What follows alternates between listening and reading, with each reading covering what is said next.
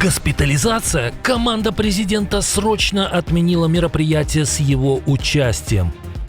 Операция по спасению летчиков и операция по их поимке. Какая увенчалась успехом, расскажем. Американцы уходят из зоны конфликта. Срочное заявление президента. Неожиданный результат ночного налета дронов. Губернатор начал озвучивать правду. Удар по имиджу партии Путина и его пропаганде. Влиятельный предприниматель объявил настоящую войну Кремлю. Раскол в партии Трампа. Республиканцы резко раскритиковали Белый дом. В чем причина? Об этих и других событиях к вечеру воскресенья 5 апреля. Ключевые события дня без лишних слов. Это «Нехта». Оперативно о главном в Украине, России, Беларуси и мире. А начинаем с новостей из Вашингтона. В США распространились слухи об ухудшении состояния президента. Поводом стала неожиданная отмена заявленного ранее брифинга для прессы. Вместо этого Белый дом ограничил доступ журналистов к Дональду Трампу. После этого в соцсетях начали говорить о проблемах со здоровьем главы государства и даже о его возможной госпитализации. Пресс-служба отреагировала быстро и весьма резко. Безумные либералы выдумывают сумасшедшие теории заговора, когда Трамп 12 часов не общается с прессой. Они ничего не говорили, когда Байден 12 дней не общался с прессой. Не бойтесь, президент Трамп не перестает работать буквально никогда.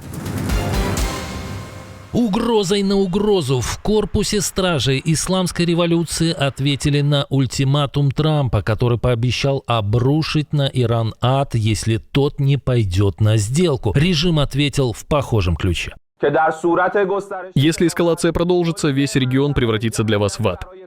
Режим продолжил свои удары по странам региона. Один из дронов попал в штаб-квартиру Kuwait Petroleum Corporation. Здание, в котором также находится Министерство нефти, загорелось. Людей срочно эвакуировали. На месте работали пожарные. Еще один дрон ударил по объекту компании Babco Energies в Бахрейне. Загорелся топливный резервуар. Пожар потушили, пострадавших не было. В ОАЭ вспыхнули пожары на нефтехимическом заводе Барудж, расположенном в столице страны в Абу-Даби. Причина – обломки после перехвата ракеты системой ПВО. Предприятие остановлено. Была атакована и Саудовская Аравия, но власти заявили, что крылатая ракета была сбита. Продолжил режим и войну с собственным народом. Казнены 2 участника протестов. Осужденные пытались или якобы пытались захватить оружейный склад, совершив поджог.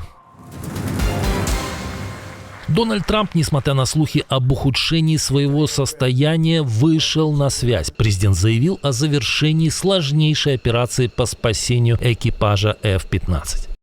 Мы его нашли, дорогие соотечественники. В течение последних нескольких часов американские вооруженные силы провели одну из самых смелых поисково-спасательных операций в истории США, чтобы спасти одного из наших невероятных офицеров, членов экипажа, который, кстати, является достопочтенным полковником. И я с огромной радостью сообщаю вам, что он сейчас цел и невредим.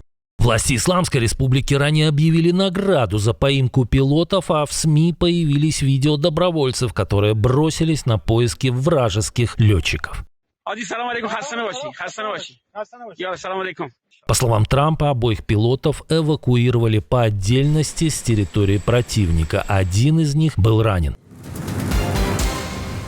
Этой ночью Россия запустила по Украине почти 100 дронов. Били по городу, который кремлевская пропаганда так любит называть русским, по Одессе. Один из шахедов попал в 5-этажку, разрушен фасад с 1 по 3 этаж. Загорелись квартиры и балконы, есть пострадавшие от 2 до 3 человек. Часть больницы. Газ временно отключен. Тем временем Сумская военная администрация уточнила данные о результате российских обстрелов, совершенных накануне. Только за один день пострадало 19 детей. Ранены также 10 взрослых.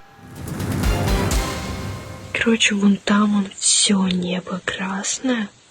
Украинские дроны ударили по некогда закрытому городу. Нижний Новгород, в советские годы Горький, накрыли минимум 3 волны беспилотников. Очевидцы говорят о более чем 20 взрывах. После атаки пожары и массовое отключение света. Над промышленными зонами поднялся густой дым. Власти признали, что повреждения получили 2 объекта нефтеперерабатывающего завода «Лукойлов» в Кстове и Новогорьковская ТЭЦ.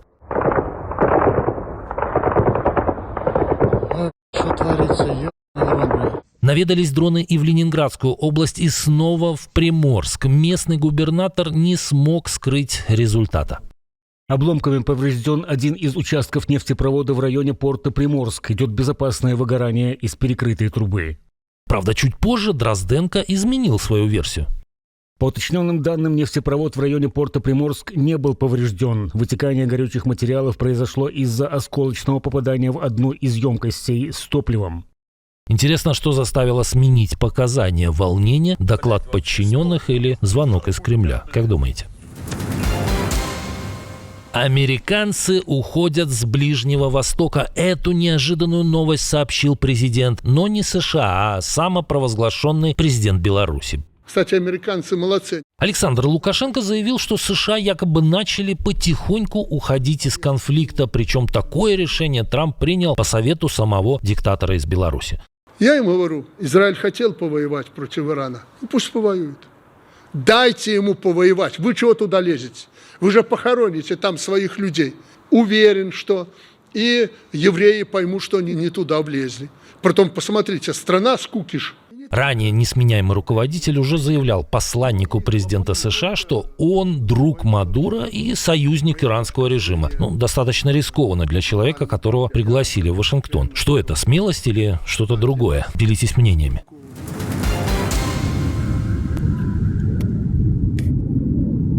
Трамп в некотором смысле опроверг геополитика из Минска. Президент США заявил о продолжении зачистки лидеров режима аятолл.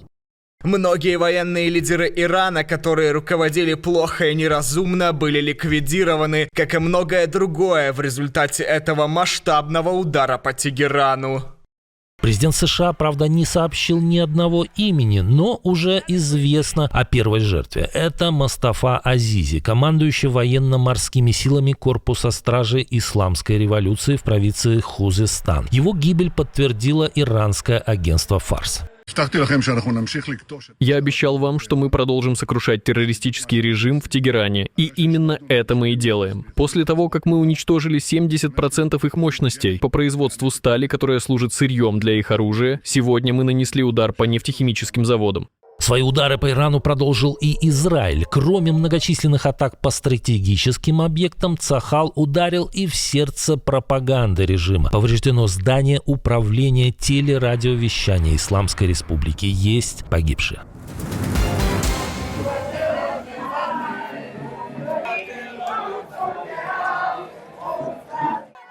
Не все в Израиле согласны с действиями правительства. В центре Тель-Авива прошла антивоенная акция, но полиция отреагировала жестко. С участниками не церемонились. Задержано 17 человек. Формальный повод – запрет на массовое собрание из-за угрозы ракетных обстрелов. По правилам можно не более 150 человек, но участники ссылались на решение Верховного суда Израиля, который разрешил акции до 600 человек.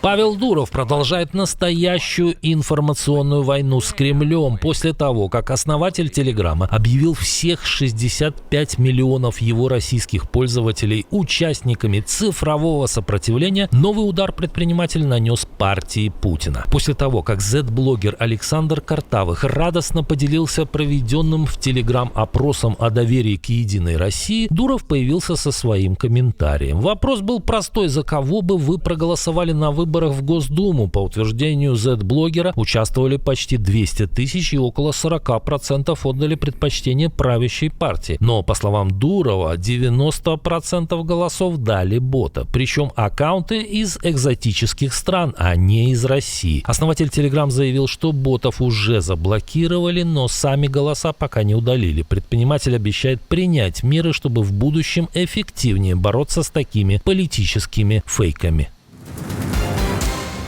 Все чаще недовольство действиями Белого дома выражают не только естественные политические оппоненты, но и однопартийцы. В США разгорается скандал из-за недавнего приезда депутатов Госдумы России. Два влиятельных сенатора, демократ Джин Шахин и республиканец Роджер Уикер, потребовали объяснений от Рубио и Бессента. Законодатели направили официальное письмо госсекретарю и министру финансов с требованием объяснить решение администрации разрешить въезд делегации подсанкционных путинских парламентариев. Сенаторы как раз считают, что они далеки от законотворчества.